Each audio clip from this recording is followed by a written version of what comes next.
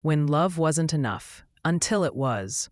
In a small town tucked between the pine hills of Oregon, there lived a young woman named Elara Hayes, 25, with a heart full of quiet dreams. She worked as a nurse in the local hospital, steady, kind, and endlessly patient. Her life changed the day she met Rowan Pierce, a 28-year-old architect with ink-stained fingers and eyes full of unfinished blueprints. They met in the hospital's waiting room. He had brought his injured nephew, and she had stayed late for her shift. One shared smile was all it took. Within months, their coffee chats turned into late-night walks, and late-night walks turned into love that neither of them had planned, but both desperately needed. The walls between them, but not everyone saw it that way. Rowan's parents, Margaret and Charles Pierce, had other plans. They wanted their son to marry someone fitting, someone from their circle, not a nurse from a working-class family. Margaret's words still burned in Elara's chest. Love doesn't pay the mortgage, dear. Stability does. Rowan tried to stand between them, but the pressure was relentless. Phone calls, family dinners that turned to interrogations, silent disapproval that felt louder than words. When Rowan proposed to Elara, his parents refused to attend the wedding. They married anyway, in a tiny garden behind a chapel, surrounded by a few friends and string lights that flickered like hope. They had nothing but each other, and for a while, that was enough. The years of struggle. The early years were hard. Bills piled up faster than their paychecks. Their apartment leaked when it rained, and there were nights they fell asleep holding hands, whispering promises through exhaustion.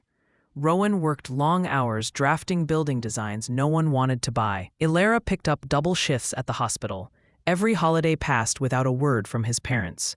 There were moments of doubt, nights when Rowan's voice cracked with frustration, and Elara cried quietly in the shower so he wouldn't hear.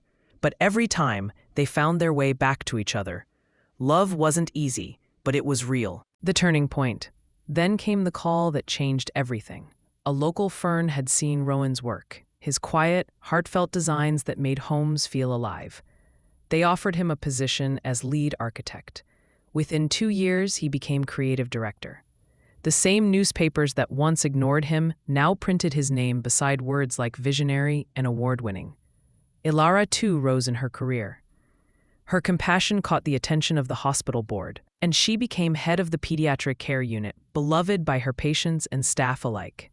They moved into a modest but beautiful home with white shutters, a small garden, and sunlight that seemed to follow them.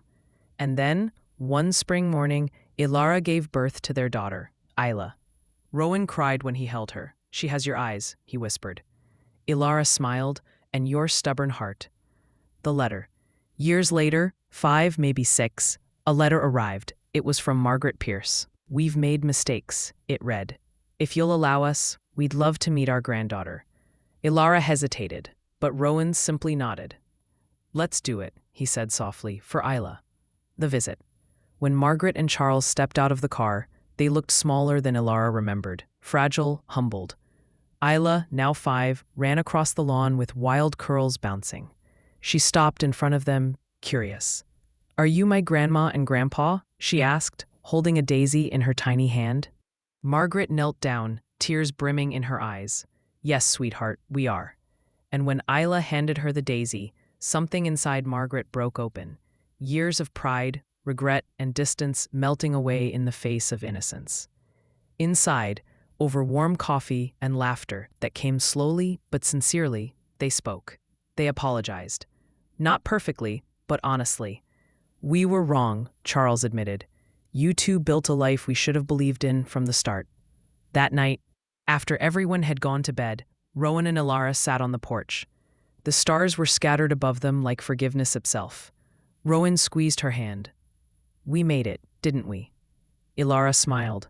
"We did, and it was worth every storm." Epilogue.